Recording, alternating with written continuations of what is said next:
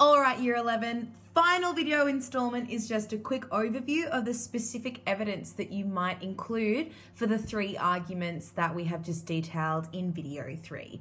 Yes, that is my microwave cooking my frozen meal in the background, as opposed to the classical music that was playing in the other videos.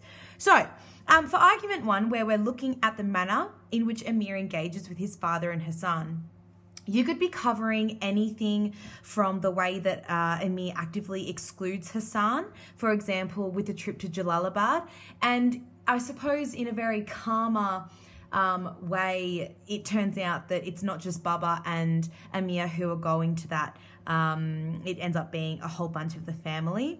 You've got the jealousy and superiority that crops its head with a lot of the comments or the inner monologue that Amir offers the reader, but that also manifests in the way that he interacts with Hassan when he makes up the ending to the stories that he reads him, because obviously Hassan is illiterate.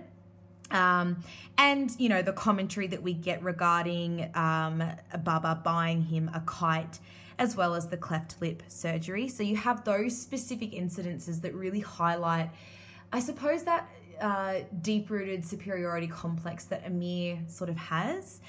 And then I think also the anger at Rahim Khan and the initial refusal to go and find Sohrab years later. So this one sort of shows the understanding of the scope of the novel in relation to this particular argument, because you don't want to box yourself in and only be addressing a particular part of the novel, which is sort of what this entire argument does as well. Specific evidence that you could potentially use for the middle and probably the strongest argument that I have for this particular question is obviously the establishment of the guilt that comes in chapter 1. The rape scene and how that goes between flashbacks to other memories during that particular assault.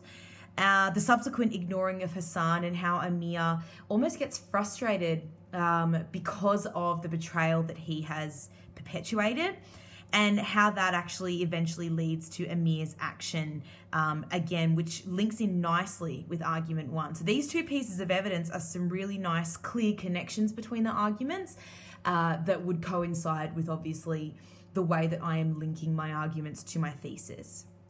The final pieces of evidence that I would potentially use for our final argument includes the fact that Rahim Khan is the only one who reveals Baba's indiscretion.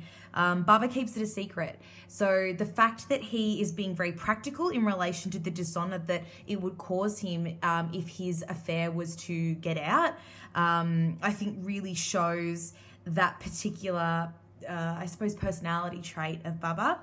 And of course, Baba's treatment of Ali and Hassan, which again ties in really nicely with argument 1, where you have, you know, these particular morally just actions, I suppose, or perhaps Baba trying to make up for what he's done, ties in really nicely with what causes Amir's jealousy. So it's actually like a 2-tiered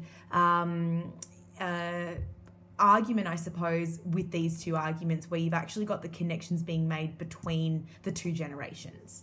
Obviously, you would need to keep coming back to the overarching analysis, and what I've got here is very superficial, but in your planning, you absolutely need to be thinking about what it is that you'd be arguing about this argument. Don't just come up with stuff from the text. You need to be coming back to these key ideas. Good luck!